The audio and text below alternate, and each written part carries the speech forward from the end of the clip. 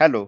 या टॉकमध्ये आपण scalar triple product आणि वेक्टर ट्रिपल प्रोडक्ट यांच्या कन्सेप्ट्स आणि त्याचे प्रॉब्लेम्स बघणार आहोत. सुरुवातीला आपण बघूया स्केलर ट्रिपल प्रोडक्ट.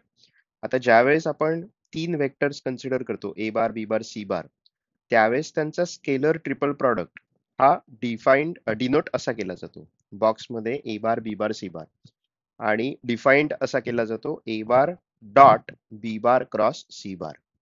म्हणजेच काय, स्केलर ट्रिपल प्रॉडक्ट म्हणजे ए बार, बी बार, सी बार हे 3 वेक्टर्स असतील तर त्यातल्या 2 वेक्टर्सचा आपण क्रॉस प्रॉडक्ट कन्सिडर केलाय आणि त्याचं जे आन्सर येईल तेही आपलं अगेन एक वेक्टरच असणार.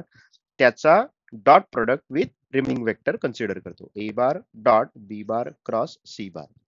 सो ज्यावेळेस फायनली आपण याची व्हॅल्यू कॅल्क्युलेट केलो त्यावेळेस ती एक स्केलर क्वांटिटी असते, म्हणून आपण त्याला स्केलर ट्रिपल प्रॉडक्ट असं म्हणतो.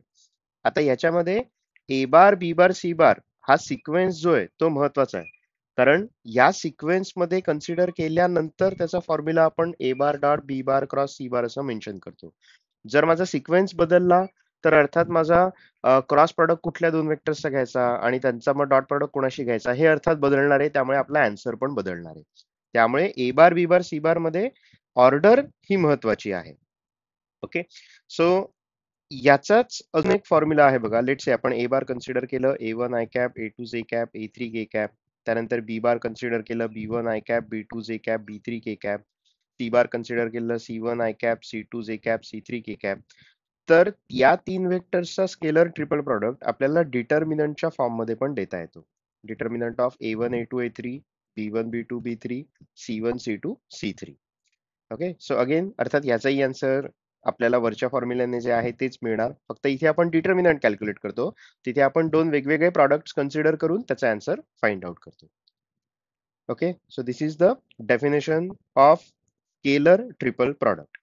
यालाच अर्थात बॉक्स प्रोडक्ट असं पण म्हणतात, कारण आपण तो लिहिताना बघा बॉक्सच्या मध्ये त्याला एक्सप्रेस काहीतरी केलाय. So it's a box product. आता याच्या वेगवेगळ्या प्रॉपर्टीज आहेत.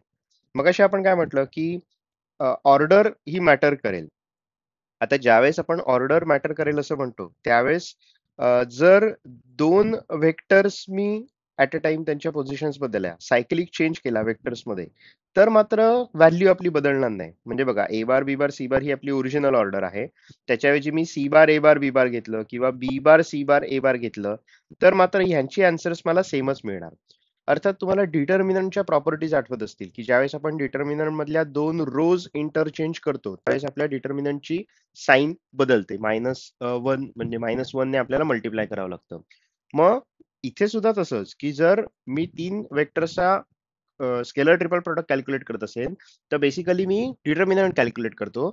मग डिटर्मिनंट मध्ये मी जर 3 वेक्टर्सची ऑर्डर एक फिक्स ठराविक ठेवली असेल आणि त्याच्यामध्ये एकाचाच बदल केला तर मात्र मला आन्सर सुद्धा वेगळी मिळणार आहेत. ओके. पण मी 2 मध्ये बदल केला तर मात्र मला आन्सर हे परत सेमच मिळतं. सो सायक्लिक चेंजने काही फरक पडत नाही, पण सायक्लिक चेंजच्या ऐवजी जर तुम्ही सिंगल इंटरचेंज केलं तर मात्र आपल्याला व्हॅल्यूज या निगेटिव्ह कन्सिडर कराव्या लागतील. अगोदरची ऑर्डर जी आहे त्याचा आन्सर त्याला -1 ने मल्टिप्लाय केलं की मग मात्र आपल्याला जे आन्सर मिळेल ते आपलं त्या केसमध्ये म्हणजे निगेटिव्ह आन्सर आपल्याला मिळणार आहे. ओके. सो या 2 प्रॉपर्टीज त्याच्यामध्ये आहेत. त्याचबरोबरीने आपण रो सेम असल्या तर वगैरे वगैरे अशा प्रॉपर्टीज डिटर्मिनंट मध्ये म्हणतो. सो इथे सुद्धा आपल्याला रो ऑफ द डिटर्मिनंट ह्या आपण जर वेगवेगळ्या फॉर्म मध्ये एक्सप्रेस केल्या तर आपल्याला डिटर्मिनंटचं आन्सर 0 केव्हा मिळतं हे माहितीये आणि त्याच्याशी रिलेटेड काही प्रॉपर्टीज आहेत. सो बघा की आपल्या 3 वेक्टर्सच्या स्केलर प्रोडक्टचा जो डिटर्मिनंट आहे तो आपल्याला 0 मिळतो जर कोणतीही खालपैकी एक कंडिशन आपली होल्ड झाली तर. ओके. सो फर्स्ट कंडिशन आहे की कोणताही एक वेक्टर 0 वेक्टर असेल तर. आता कोणताही एक वेक्टर जर 0 वेक्टर असेल तर आपल्या डिटर्मिनंट मधली एक रो अख्खी 0 होते. मग एक रो अख्खी 0 झाली तर ऑब्व्हियसली डिटर्मिनंटचा आन्सर 0 असतो. त्याच्यानंतर सेकंड कंडिशन असते म्हणजे कोणतेही 2 वेक्टर जर कोलिनियर असतील तर.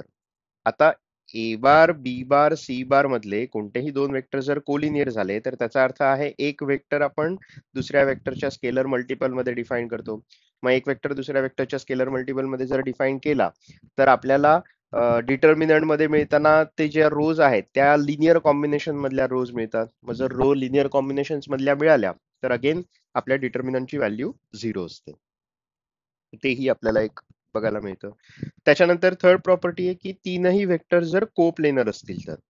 आता जर वेक्टर्स कोप्लेनर असतील तर मात्र त्या केसमध्ये आपल्याला ज्यावेळेस डिटर्मिनंट कन्सिडर करू त्यावेळेस त्याच्यामधल्या रोज ह्या लिनियर कॉम्बिनेशन मध्ये एक्सप्रेस करता येणार. त्यामुळे अगेन त्याही केसमध्ये आपला डिटर्मिनंटची व्हॅल्यू 0 मिळते. मग आपल्याला क्वेश्चन्स कसे येतात की prove that these three vectors are coplanar. मग आपण काय करणार, सिम्पली त्यांचं स्केलर ट्रिपल प्रॉडक्ट कॅल्क्युलेट करू. तो झिरो, त्याचा डिटर्मिनंट कॅल्क्युलेट करू. तो जर झिरो मिळाला तर आपण म्हणणार की तीन वेक्टर्स हे कोप्लेनर वेक्टर्स आहेत. किंवा आपल्याला जर दिलेलं असेल की दोन वेक्टर्स कोलिनियर आहेत तर ऑब्व्हियसली आपण पटकन सांगू शकतो की त्या दोन वेक्टर्स आणि तिसरा वेक्टर तुम्ही जर कन्सिडर केलात तर त्यांचा स्केलर ट्रिपल प्रॉडक्ट हा झिरो असतो. ठीक आहे. तर या वेगवेगळ्या प्रॉपर्टीज आहेत. त्यातली एक लास्ट प्रॉपर्टी आहे ती बघा की interchange of dot and cross does not change its value. म्हणजे आपण लिहिताना A bar dot B bar cross C bar लिहिलं काय किंवा A bar cross B bar dot C bar लिहिलं काय आपल्याला आन्सर सेमच मिळणार आहे. ओके. सो हेही आपण कुठे ना कुठेतरी प्रॉब्लेम्स सॉल्व्ह करू त्यावेळेस बघूया. ठीक आहे. सो या वेगवेगळ्या प्रॉपर्टीज होत्या. आता ह्या प्रॉपर्टी बरोबरच आपल्याला दोन थिअरम्स बघायचे आहेत. बघा, एक फर्स्ट थिअरम आहे की जो आपण स्केलर ट्रिपल प्रॉडक्ट कॅल्क्युलेट करतो त्याचं एक इंटरप्रिटेशन आहे की जर आपण A bar B bar C बार हे तीन वेक्टर्स कन्सिडर केले आणि हे तीन वेक्टर जर आपण पॅरलेलोपिपेडच्या को टर्मिनस एजेस कन्सिडर केल्या तर ज्यावेळेस आपण त्या तिघांचा स्केलर ट्रिपल प्रॉडक्ट कॅल्क्युलेट करू त्यावेळेस तो असतो आपला त्या पॅरलेलोपिपेडचा volume. Okay, so a theorem है. The volume of a parallelepiped with coterminous edges as a bar, b bar, c bar is nothing but the scalar triple product of those three vectors. ठीक आहे. So बघूया आपण proof त्याचं. मग तीन sides consider केल्यात बघा, ओ A bar, O B bar, O C bar, या तीन साइड्स कन्सिडर केल्यात. त्याच्यानंतर जर तुम्ही इथे फिगर ऑब्झर्व केली तर तुम्हाला दिसतंय बघा की तीन साइड्स आहेत. त्याच्यानंतर एपी जी आहे, एपी जी आहे ती आपण हाईट कन्सिडर करतोय. मग आपल्याला काय करायचं आहे की यांचा व्हॉल्यूम फाइंड आउट करायचा आहे. आता ज्यावेळेस आपण एखाद्या पॅरलेलोपिपेडचा व्हॉल्यूम कन्सिडर करतो त्यावेळेस तो व्हॉल्यूम म्हणजेच नथिंग बट आपण काय मेन्शन करणार, एरिया ऑफ पॅरलेलोग्राम आणि हाईट असं आपण त्याचा फॉर्म्युला मेन्शन करतो. मग इथे एरिया ऑफ पॅरलेलोग्राम म्हणजेच काय, तर आपला पॅरलेलोग्राम आहे ओ बी डी सी. मग याचा एरिया इंटू एपी ची लेंथ मला मिळाली की आपण या पर्टिक्युलर पॅरलेलोपिपेडचा व्हॉल्यूम फाइंड आउट करू शकतो. पण एपी जर ऑब्झर्व केला, जर आपल्याला एपी फाइंड आउट करायचा आहे तर एपी बेसिकली काय आहे की त्याचं स्केलर प्रोजेक्शन आहे vector B bar cross C bar वर. अर्थात आपला बी बार वेक्टर आणि सी बार वेक्टरचा क्रॉस प्रोडक्ट म्हणजे बी बार क्रॉस सी बार आपला परपेंडिक्युलर वेक्टर असणार त्या बेसला. त्यामुळे हे आपल्याला असं मिळेल. मग एपी ची लेंथ फाइंड आउट करणं म्हणजेच काय की मला इकडची लेंथ मिळाली की मला इकडची पण लेंथ मिळेल. मग या केसमध्ये मी ए च स्केलर प्रोजेक्शन म्हणजे ओ ए च scalar projection B bar cross C bar वर मिळवलं तर मला ही लेंथ मिळेल, ही लेंथ मिळेल म्हणजेच मला ही लेंथ मिळेल, म्हणजेच मला बेसिकली हाईट मिळेल. तो फॉर्म्युला मधली हाईट आपल्याला मिळू शकते using scalar projection of vector O A bar on vector B bar cross C bar. आणि एरिया जो आहे पॅरलेलोग्रामचा तो म्हणजेच काय, तर आपला बेसचा एरिया. पण बेस एरिया म्हणजेच काय की दोन साइड्स आपण ज्यावेळेस कन्सिडर करतो त्यावेळेस त्यांचा क्रॉस प्रोडक्टची मॅग्निट्यूड जी असते तो आपला एरिया असतो. हे आपण ऑलरेडी क्रॉस प्रोडक्टच्या डेफिनेशन्स मध्ये बघितलं होतं. मग आपला बेस काय आहे, तर बी बार आणि सी बार या दोन साइड्स आहेत. मग बी बार क्रॉस सी बारचा मॉड ज्यावेळेस मी फाइंड आउट करेन त्यावेळेस मला एरिया ऑफ द पॅरलेलोग्राम पण मिळेल. म्हणजेच काय, बेसिकली बघा सगळे फॉर्म्युलेज इथे पुटअप केलेत. Volume of parallelepiped, area of base parallelogram into height AP. पण एपी ची हाईट म्हणजेच scalar projection of A bar on B bar cross C bar, म्हणजे बाय फॉर्म्युला आपल्याला हे मिळेल. ओके. एरिया ऑफ पॅरलेलोग्राम म्हणजेच बी बार क्रॉस सी बार mod. Okay. मग finally आपण ज्यावेळेस सबस्टिट्यूट करू व्हॉल्यूम ऑफ पॅरलेलोपिपेड त्यावेळेस आपण दोघांचा प्रॉडक्ट कॅल्क्युलेट करणार आणि मग बेसिकली हे आपल्याला मिळतं. म्हणजे हे कॅन्सल आउट होईल. हा इथे ए बार आहे आणि B bar cross C bar dot A bar म्हणजेच ते आपण या पद्धतीने लिहिलं, म्हणजेच nothing but our scalar triple product. Okay. बघा समजतंय का? Volume of parallelepiped is scalar product of those three vectors where A bar B bar C bar या तीन त्याच्या कोटर्मिनस एजेस या. जसं आपण पॅरलेलोपिपेडचा व्हॉल्यूम प्रूव्ह केला त्याच पद्धतीने आपण टेट्राहेड्रॉनचा पण व्हॉल्यूम प्रूव्ह करणार. बघा volume of tetrahedron with coterminous edges a bar b bar c bar is 1/6 box product of a bar b bar c bar. तर बघा OA बार घेतलाय, OB बार घेतलाय, OC बार घेतलाय, तिन्ही कोटर्मिनस एजेस आहेत. इथे तुम्हाला फिगरवर न कळत असेल. आता जसं मगाशी आपण हाईट कन्सिडर केली त्याच पद्धतीने इथे पण AP हाईट कन्सिडर आपण करतोय. पण व्हॉल्यूम ऑफ टेट्राहेड्रॉनचा आपला आता हा फॉर्म्युला आहे 1/3 into area of base into height. Again height find out करताना आपण सेम मगाच सारखंच कन्सिडर केलं scalar projection of AP bar on B bar cross C बार. त्यामुळे आपल्याला बाय फॉर्म्युला हे मिळेल. आणि ज्यावेळेस आपण area of triangle find out करू त्यावेळेस 1/2 mod of B bar cross C बार. तर हे सगळे फॉर्म्युले सगळे व्हॅल्यूज आपण व्हॉल्यूम ऑफ टेट्राहेड्रॉनच्या फॉर्म्युलामध्ये पुटअप केल्या. ज्या गोष्टी कॉमन काढता येतात कॅन्सल आउट होत आहेत त्या करून टाकल्या आणि मग फायनली आपल्याला हे आन्सर मिळालं 1/6 ए बार बी बार सी बारचा क्रॉस प्रोडक्ट. हे सगळे सिंपल फॉर्म्युलेज आहेत पण याची प्रूफ जर आली तर मात्र आपल्याला हे लिहावं लागेल. Otherwise find the volume of tetrahedron find the volume of parallelepiped असे क्वेश्चन्स येतात. म्हणजे आपल्याला फक्त काय करायचं आहे की त्यांच्या साइड्स बघायच्या आहेत ए bar B bar C bar आणि त्या तिघांचा scalar triple product find out करायचा आहे. ओके ओके सो इथे आपलं स्केलर ट्रिपल प्रोडक्ट जे आहे तो पार्ट संपला. याचे आपण प्रॉब्लेम्स नंतर सॉल्व्ह करूया. आता आपण बघूया vector triple product. Vector triple product म्हणजे बघा काय की late say A bar B bar C बार तीन वेक्टर्स कन्सिडर केलेत स्पेसमध्ये.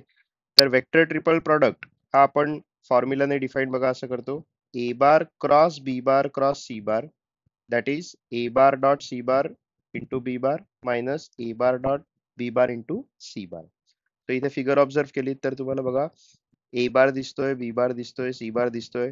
त्याचबरोबरीने B bar cross C bar vector पण दिसतोय. A bar cross B bar cross C bar पण वेक्टर दिसतोय. पण आपण ह्याचं काही प्रूफ कन्सिडर नाही करणार आहोत. आपण डायरेक्टली फॉर्म्युलाने मेन्शन काय करतोय वेक्टर ट्रिपल प्रॉडक्ट. तर तीन वेक्टर्सचा वेक्टर ट्रिपल प्रॉडक्ट म्हणजेच तिघांचा क्रॉस प्रॉडक्ट.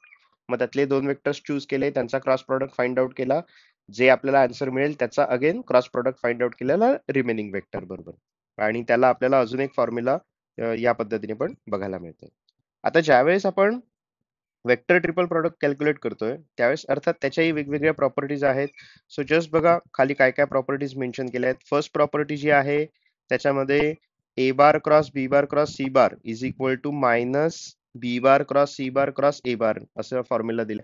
कारण आपल्याला माहितीये की दोन वेक्टर्सचा क्रॉस प्रोडक्ट कॅल्क्युलेट केला आणि त्यांच्या ऑर्डर्स बदलल्या तर आपल्याला अर्थात आन्सर्स ही निगेटिव्ह मिळतात. त्यामुळे इथे पण आपल्याला मायनस साईन बघायला मिळते जर आपण दुसऱ्या पद्धतीने वेक्टर प्रोडक्ट जर कॅल्क्युलेट केला तर.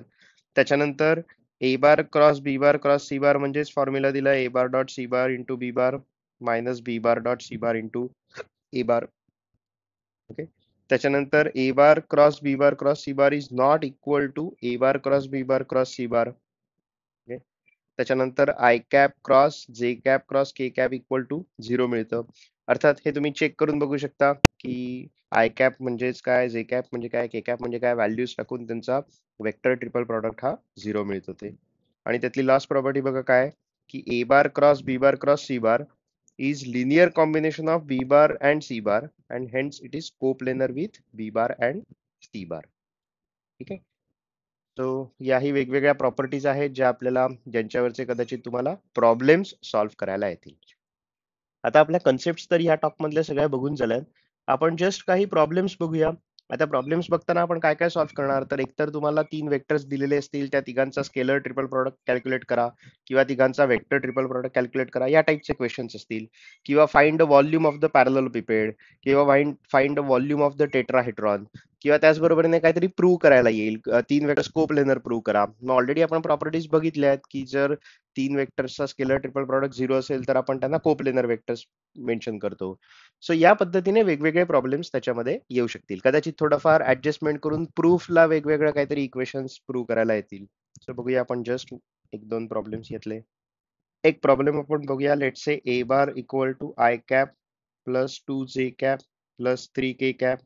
त्याच्यानंतर बी बार दिलाय -I cap plus J cap plus 2 K cap. C bar vector दिलाय 2 I cap plus J cap plus 4 K cap.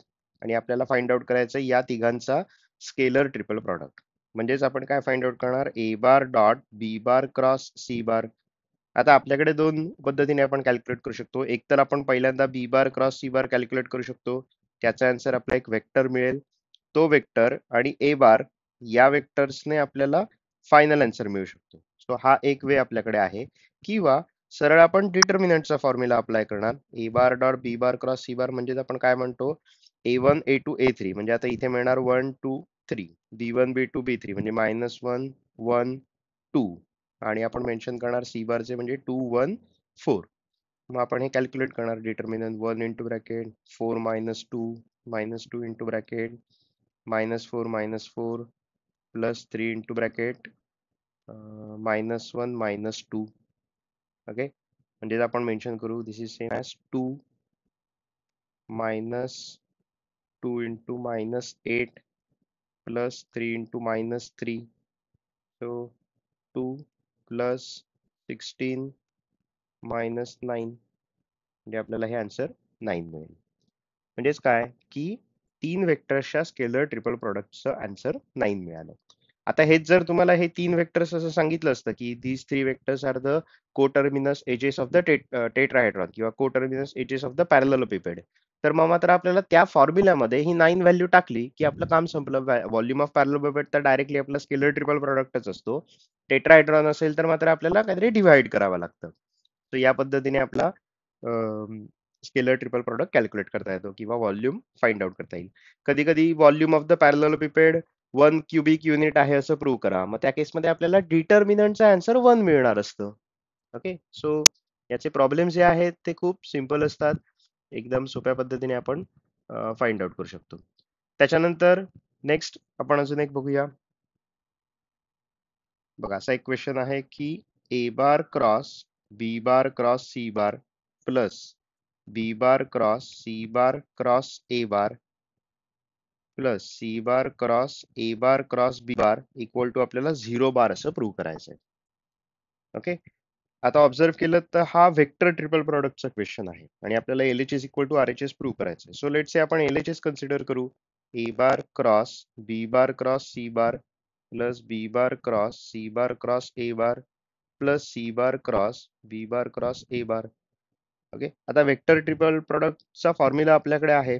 त्यामुळे आपली फर्स्ट टर्म बघा काय येणार, तर आपण मेन्शन करणार A bar dot C bar B bar minus A bar dot B bar C bar by formula plus next आपण मेन्शन करणार B bar dot A bar C bar minus B bar dot C bar A bar plus third term आपण mention करू C bar dot B bar A bar minus C bar dot A bar B bar.